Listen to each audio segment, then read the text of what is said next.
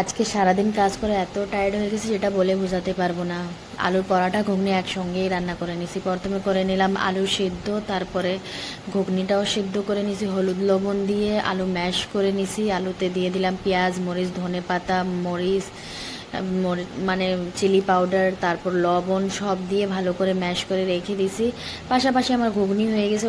ঘুগনিতে তাড়কা দেওয়ার জন্য পেঁয়াজটাকে লাল করে নিছি। আগে জিরা দিয়েছিলাম, তারপরে পেঁয়াজ দিয়ে তারপরে পেঁয়াজটাকে লাল করে নিছি সুন্দর করে। দিয়ে দিলাম আদা রসুন বাটা, তারপরে হলুদ লবণ মরিচ দিয়ে সুন্দর করে ভুনে নিছি মশলাটাকে।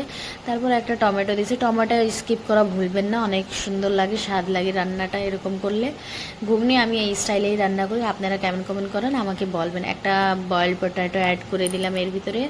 তারপরে আমার ঘুগনিটা একটু রেডি হয়ে গেছে, আলহামদুলিল্লাহ অনেক স্বাদ হয়েছিল। তার পাশাপাশি আমি বসায় দিলাম একটা প্যান, সেই প্যানে পরাটা করে নিচ্ছি রেডি। পরাটা এভাবে আমি দেশি ঘি দিয়ে সুন্দর করে একটু কড়া কড়া করে ভাজতেছি, অনেক মজা লাগে এভাবে খাইতে। আমি আজকে পরাটা করতেছি, আমার চাচি শাশুড়ি আমার ফোন দিয়ে বলতেছে যে আমার পরাটা খাওয়ার ইচ্ছা করতেছে, এই কারণে আমি ঘুগনি আর পরাটা একসঙ্গেই রান্না করতেছি। আলহামদুলিল্লাহ অনেক মজা হয়েছে, ওদেরকে সবাইরে পছন্দ হয়েছে। আপনাদেরকে কেমন লাগছে বলবেন, কমেন্ট করে জানাই।